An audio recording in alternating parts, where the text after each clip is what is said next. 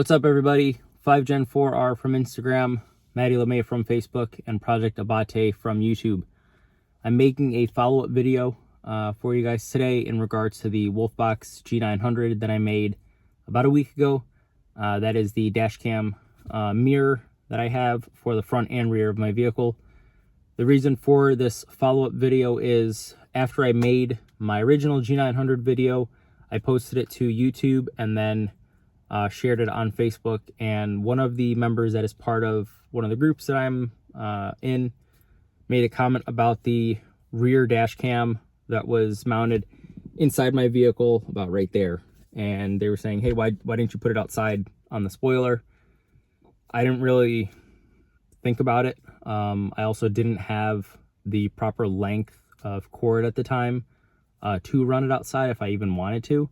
So what really led me to change my setup after that comment was I live in Michigan, and like a day after I installed the cam, we had a very heavy rainfall, and my dash cam, the rear dash cam, was pretty useless because it was mounted inside. It's protected from the elements, but the way that it was sitting, the wiper mechanism would actually not clean the area where the camera was looking out.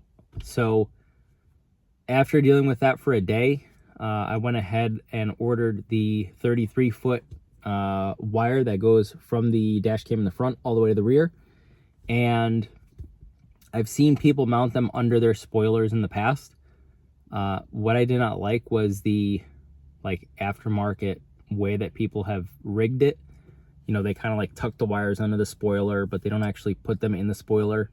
And when you open the lift gate, or the hatch, whatever you want to call it, you can see wires coming through the lift gate or hatch to the vehicle itself. And I just don't like when something looks out of the ordinary. So what I did a few days ago was I completely revamped how I have my dash cam in the back setup. I'm going to show you the setup that I currently have. I think it is, if not the best, one of the best setups for the rear cam, regardless of if you have a G900 from Wolfbox or if you have other brands.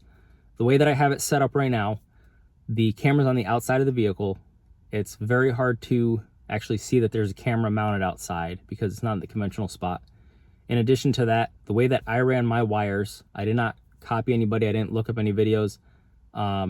This was me sitting in 98-degree weather a couple of days ago, sweating my ass off and taking the car apart and literally just sitting there trying to figure out what the cleanest look was, what the best way to route everything so that there's no impingements, you know, no issues with the wiring, and quite frankly, how to make the wires not exposed to the elements.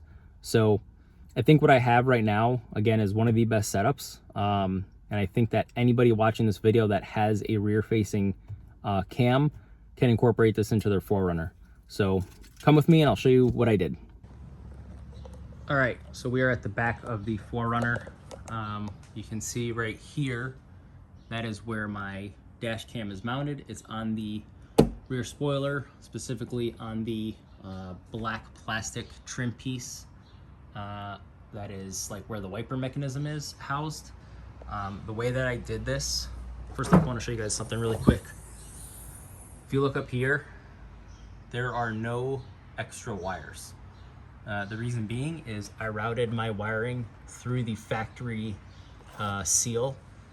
That way, one, it doesn't get in the way. It can't ever get shut in the lift gate itself or the hatch, whatever you want to call it.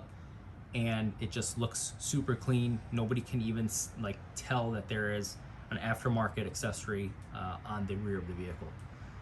So if anybody wants to do this, the way that you do that is there's 4 of these plastic seals on the rear of the vehicle. What you're gonna do is just pop those out with like a flathead, or just using your fingernail. You can just get underneath it and pull it. Behind those 4 pieces are 4 10mm bolts.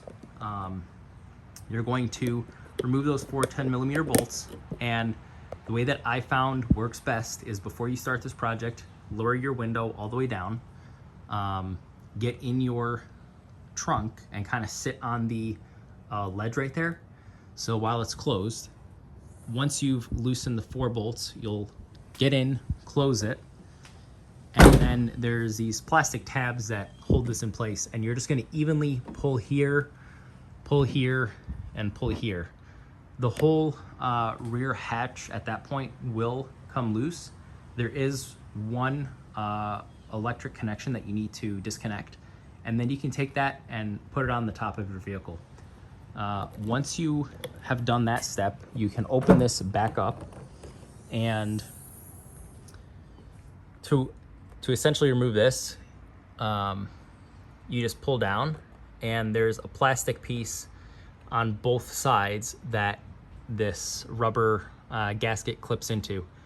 What I did was I removed both this and the plastic piece that's around it with a flathead. It's just little tabs keeping it in place. I also loosened these, that way this hard plastic piece was not in the way, and I just let this hang. And have removed the spoiler. And what I've done is, this is all the wire that's gonna go to the front of the car, but I disconnected this from here and here. It's just a piece of rubber, and I fished a piece of copper wire through.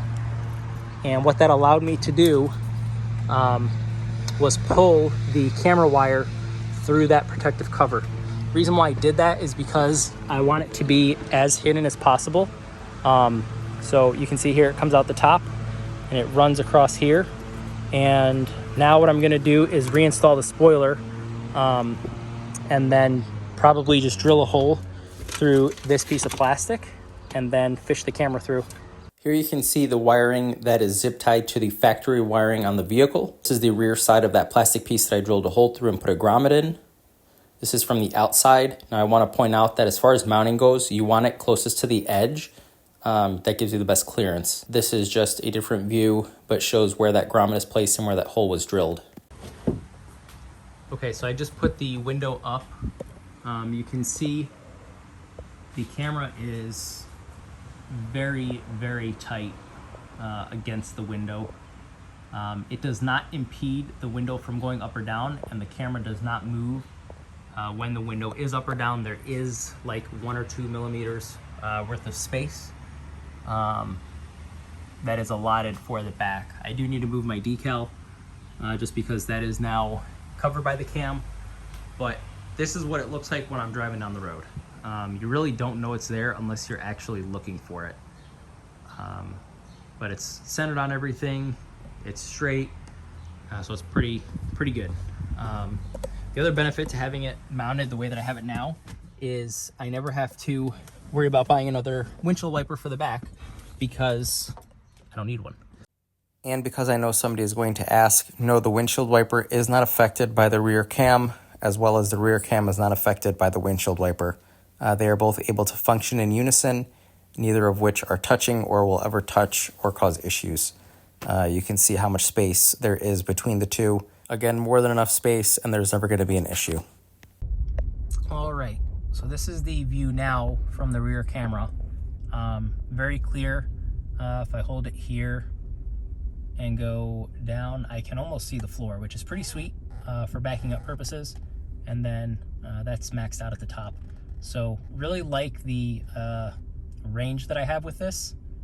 And then the other thing is if I go over here and swipe, that's the front of my car, and then this is the mixture of both. So all in all, I really think it was worth the extra time routing everything through the spoiler. So hope you guys found that useful. Please like, subscribe, and tune in for more videos on my YouTube. Thanks guys, take care.